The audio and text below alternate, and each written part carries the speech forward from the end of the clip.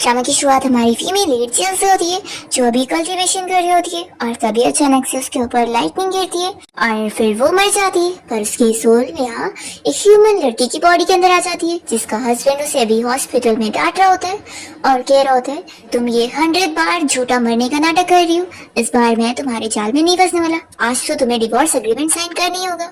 और ये बंदा कोई और नहीं, हमारा मेन लीड शेन है। जिया जब यहाँ होश में आती है तो वो सोचती है कि मैं कहाँ पर आ गई हूँ। वो सोचती है कि शायद मैं हेवन रियल में आ गई होंगी।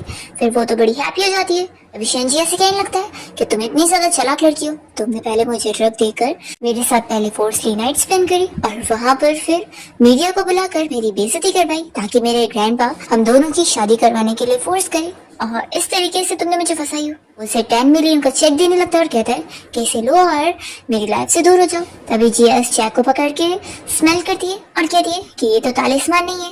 फिर वो उसे फाड़ देती है और कहती है कि मुझे ऐसी बेकार चीजों की जरूरत नहीं है।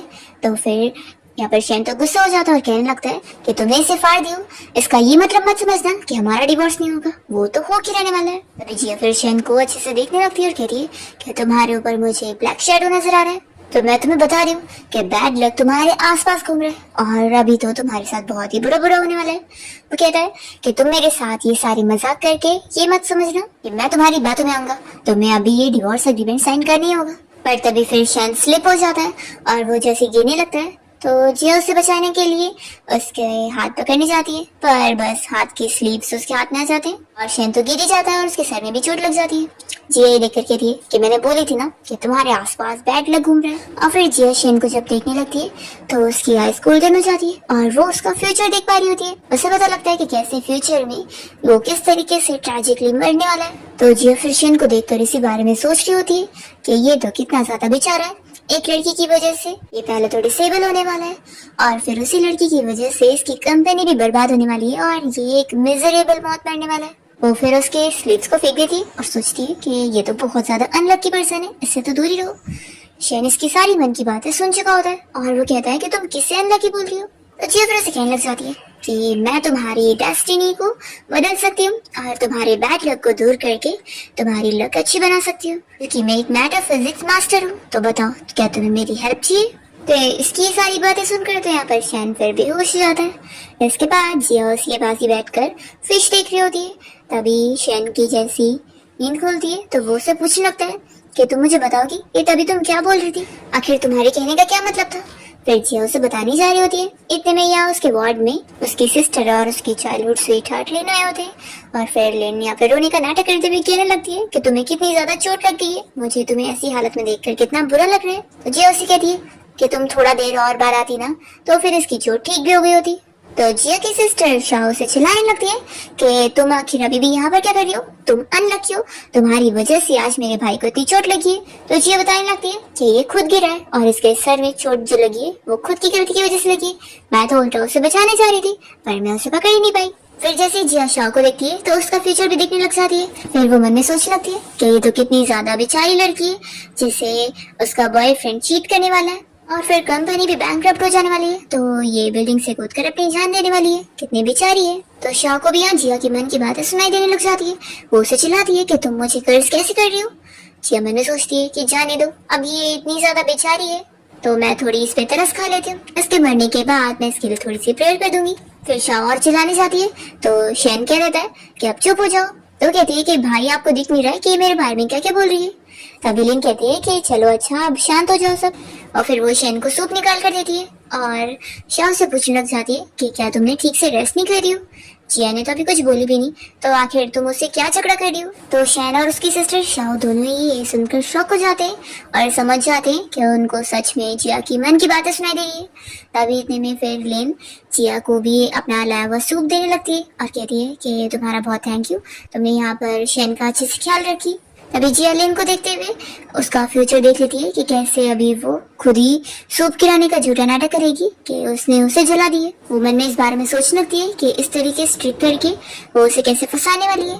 तो इस बारे में सुनकर शैन और शाह को यकीन नहीं आता। वो लोग सोचते हैं कि लेन तो इतनी अच्छी है, वो ऐसी हरकत क्यों करेगी। पर तभी लेन जिया को ये सूप का कटोरा देते हुए खुद ही गिरा देती है।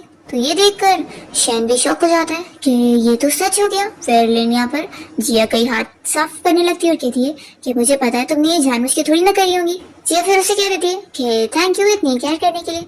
वैसे तो तुम मुझ पे इल्जाम लगा रही हो कि ये मैंने गिराई हूँ, इन्हें तो नहीं पता चलेगा, लेकिन मैं अच्छे से जानती हूँ कि तुमने ये जानबूझ के करी हो। तो लिन कहती है कि तुम मुझ पर इल्जाम लगा रही हो कि मैं खुद को हर्ट करने की कोशिश करूंगी। जिया कहती है कि क्या तुमने नहीं करी क्या?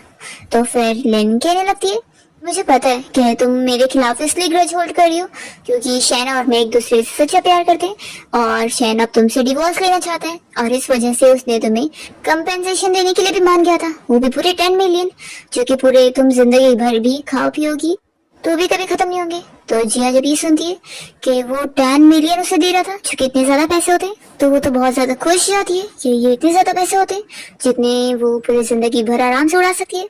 फिर वो तुरंत ही शैन से पैसे मांगने लगती है कि लाओ 10 मिलियन दे दो, फिर मैं इमीडिएटली वो काम करके चली जाऊंगी जिसे क्या बोलते हैं डिवोर्स। हाँ, मैं तुम्हें अभी डिवोर्स देके चली जाऊंगी, तो लाओ पैसे दो। वो मन में सोचती है कि वैसे तो मुझे पता नहीं है ये डिवोर्स होता क्या, लेकिन बस पैसे मिल जाए फिर तो मेरे मजे ही होंगे। पर यहाँ पर शैन उसे याद दिलाता है कि मैंने तुम्हें 10 मिलियन का चेक दिया था पर तुमने उसे खुद फाड़ी थी। तो जिया फिर इस बारे में याद करती है और सोचती है कि मैंने तो अमीर होने की मौके को इस तरीके से गवा दी। वो अपसेट होकर गिरने लगती है तो शैन तुरंत ही उसे पकड़ता है। जिया कहती है कि एक काम करो, मुझे वापस से 10 मिलियन का चेक दे दो।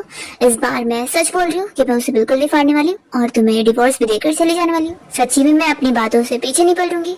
तभी इतने में शैन यहाँ अपनी सिस्टर शाओ को लिन को डॉक्टर को दिखाने बोलता है कि उसके हाथ में कहीं ज्यादा ना जल के हो। तो फिर वो लेकर जाती है और फिर शैन इस बारे में सोचने लगता है कि वो अब तक लिन को एक अच्छी लड़की समझ रहा था, लेकिन आज उसने जो हरकत करी है उससे अब वो सोचने पर मजबूर हो गया। वो सोचता है कि मुझे और शाओ को जिया की मन की बातें भी सुनाई दे रही है, तो मुझे ये चीज कंफर्म करनी होगी कि चल क्या रहा है और क्या ये जो भी चीजें सोच रही है वो सच होने वाली है। अगर ऐसी बात है तो फिर मुझे अपनी किस्मत को बदलना होगा। फिर वो जिया से कह देता है कि अभी के लिए हम डिवोर्स नहीं लेंगे और अभी हम घर चलने वाले हैं। फिर इसके बाद शैन जिया को अपनी कार के पास ले आता है और इसे कार में बैठने बोल रहा होता है। तो जिया तो यहाँ पर अपने मैजिक से उड़कर कार के ऊपर आ जाती है और कहती है कि चलो अब चलते हैं। तो फिर वो चिल्लाता है कि तुम ये क्या हरकतें कर रही हो। जिया कहने लगती है कि फिक्र मत करो, मैं तुम्हारी इस मैजिकल आर्टिफैक्ट को खराब नहीं करूंगी, तो हम लोग चलते हैं। तो ये सुनकर शैन सोचता है कि इसका पूरा दिमाग क्यों खराब हो गया, ये तो अब ऐसे एक्ट कर रही है जैसे ये बिल्कुल डिफरेंट पर्सन बन गई है, इसका IQ इतना ड्रॉप हो गया। वो सिर्फ फिर तुरंत ही कार के ऊपर से उठाता है और उसे अंदर बैठने को बोलता है और वो आगे वाला डोर खोल के बैठ जाता है। तो जिया फिर जब यहाँ पीछे वाला डोर खोलने को करती है तो वो तो डोर को ही निकाल लेती है।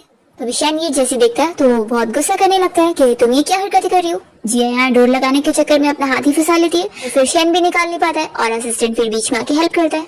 फिर शैन जिया को भी आके बैठने बोल देता है और वो फिर उसे इशारा कर रहा होता है। तो जिया समझ ही नहीं पाती है।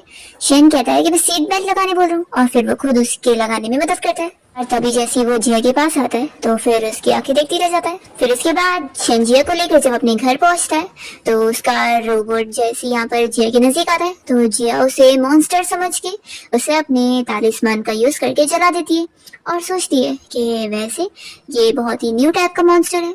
तभी फिर शैन जैसे ही देखता है तो उसे चिल्लाता है कि ये कोई मॉन्स्टर नहीं है बल्कि मेरा रोबोट वैक्यूम है, ये तुमने क्या कर दी।